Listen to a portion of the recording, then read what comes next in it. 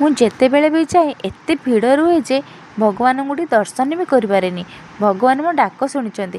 ଭିଡ଼ିଓଟି ଲାଷ୍ଟ ପର୍ଯ୍ୟନ୍ତ ଦେଖିଲେ ନିଶ୍ଚିତ ଜାଣିପାରିବେ। ଦେଖନ୍ତୁ ଆଉ ସବସ୍କ୍ରାଇବ୍ ଆଉ ଲାଇକ୍ଟେ କରିଦିଅନ୍ତୁ। ତ ଦେଖନ୍ତୁ ଆଗେ ଆମେ ପଞ୍ଚଲିଙ୍ଗେଶ୍ୱର ଯେଉଁ ଯାଇଥିଲୁ ଏଇଥରକ, ତ ଆମେ ପ୍ରଥମେ ଭୋଗ କିଣିଥିଲୁ। ଭୋଗ କିଣି ସାରିଲା ପରେ ତା ଆଗକୁ ଆମେ ଯାଇଥିଲୁ। ବହୁତ ସାରା ଦୋକାନ ଅଛି, ଆପଣମାନେ ଆସନ୍ତୁ ଆଉ ବୁଲନ୍ତୁ, ବହୁତ ସାରା ଏନ୍ଜୟ କରନ୍ତୁ। କେତେ ସୁନ୍ଦର ପୁରା ଦେଖନ୍ତୁ ଜାଗାଟା।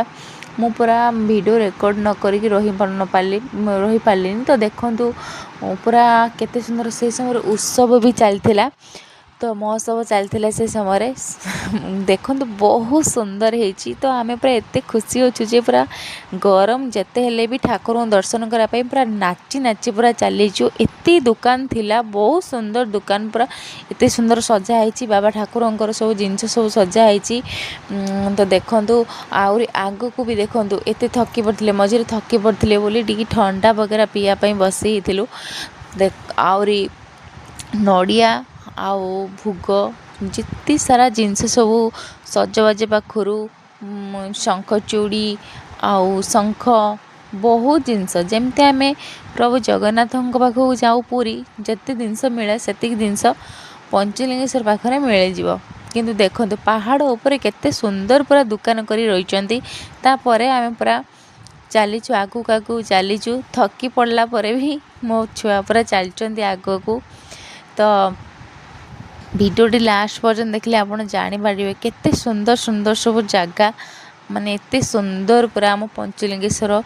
ତ ମୁଁ ଏଇଥରକ ଯାଇଥିଲି, ଭଗବାନ ମୁଁ ଡାକ ଶୁଣିଥିଲି। ମୁଁ ଭାବି ହିଁ ନଥିଲି କି ମୁଁ ଆଗକୁ ଗଲେ ମାନେ ଏମିତି ମାନେ ଫାଙ୍କା ଥିବ ଠାକୁର, ମୁଁ ଦେଖିପାରିବିନି। ମୁଁ କେତେବେଳେ ବି ଯାଇକି ଶିବଲିଙ୍ଗ ଛୁଇଁ ପାରେନି।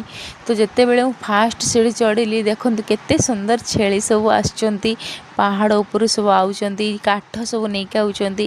ତ ମୁଁ ଭିଡ଼ିଓ ନ କରିବାରେ ରହିପାରିଲିନି କି ହଁ ଗୋଟେ ଭିଡ଼ିଓ ଗୋଟେ କରିଦେମି। କେତେ ସୁନ୍ଦର ଦେଖାଯାଉଛି, କେତେ ସୁନ୍ଦର ପୁରା ଜାଗାଟା। ମୁଁ ଯେତେ ଥର ଗଲେ ବି ସେତେ ଥର, ଏଇଥର ଯିବାକୁ ମୋର 4 ଥର ହେଇଯିବ।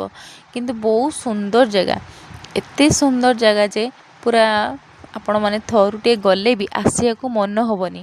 ତ ଦେଖନ୍ତୁ କେତେ ସୁନ୍ଦର। ଆଉ କିଛି ବାଟ ଗଲେ ତାରିଣୀ ଠାକୁର ପଡ଼ିବ। ତାରିଣୀ ଠାକୁର ପାଖର ଆମେ ସମସ୍ତେ, ଆମ ପିଲା ଛୁଆମାନେ, ସ୍ୱାମୀ ସ୍ତ୍ରୀ ସବୁ ଜୁହାର ହେଇସାରିଲା ପରେ ଦେଖନ୍ତୁ ପାହାଡ଼, ଗଛ ଲତା, କେତେ ସୁନ୍ଦର ପୁରା ଜାଗା। ତ ମୁଁ ଯେତେବେଳେ ବି ଯାଏ ମନ ହୁଏ ପ୍ରଭୁ ମୋତେ ଏଇଠି ତୁମେ ରଖିଦିଅନ୍ତନି, ମୁଁ ଏଇଠି ରହିଯାଆନ୍ତି। ଦେଖନ୍ତୁ କେତେ ସୁନ୍ଦର ଜାଗା, ପୁରା ଫାଙ୍କା ପୁରା, ଆଉ ପବନ କେତେ ସୁନ୍ଦର ପୁରା। ନଦୀ ବି ଆସୁଛି ପାଣି କଳ କଳ ହୋଇକି। ଦେଖନ୍ତୁ କେହି ବି ନାହାନ୍ତି, ଆପଣମାନେ ଆଶ୍ଚର୍ଯ୍ୟ ବି ହେବେ